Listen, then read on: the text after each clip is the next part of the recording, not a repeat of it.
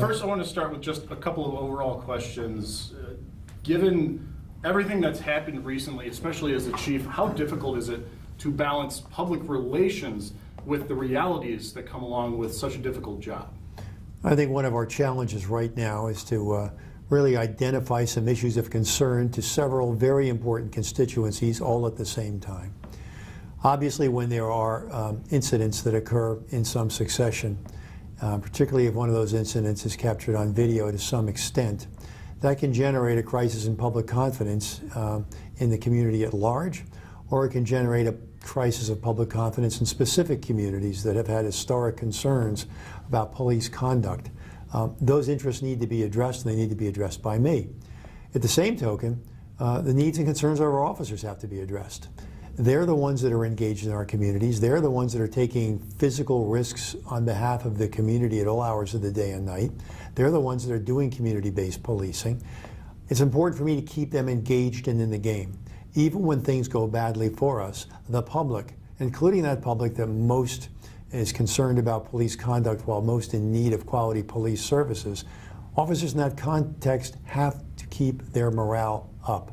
They have to believe the community supports their efforts. They have to believe that their police chief will draw distinctions between willful misconduct and judgmental error. That's an obligation I have to them, because this is a stressful job. This is a decisional job. This is a job in which an error in decision can have literally life-changing or life-ending consequences. In that context, I have to be willing to make that distinction, while at the same time assuring the public that if something does go awry, we're going to do everything we can to avoid a replication, to hold ourselves accountable, to look at training issues, to look at policy issues, to share our investigatory findings with outside agencies, indeed to make ourselves available to outside inspection. But the point is to demonstrate to the community we're accountable, we're transparent, while at the same time demonstrating to our officers that we recognize that even in the best of circumstances, errors can be made, and those errors can have grave consequences.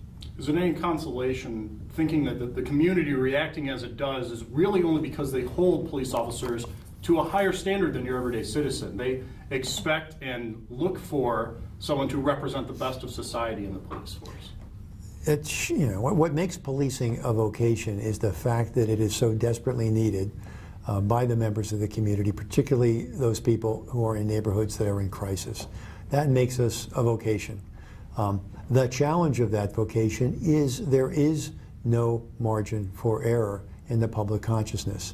On one hand, it's a privilege to be held to a high standard, but on the other hand, that does impose an extraordinary burden on the practitioners of police. This is practiced by humans. This is practiced by humans who use judgment in critical circumstances, usually in ambiguous situations with insufficient information, and they have to make a decision now. Those decisions will not always be correct. And so our challenge is to recognize that when it comes to human life, the standard is perfection. The challenge of an organization is to ascertain what went wrong and to correct what went wrong, and to ascertain if there's culpability driven by malice, or was there significant error in judgment based on training or based on policy.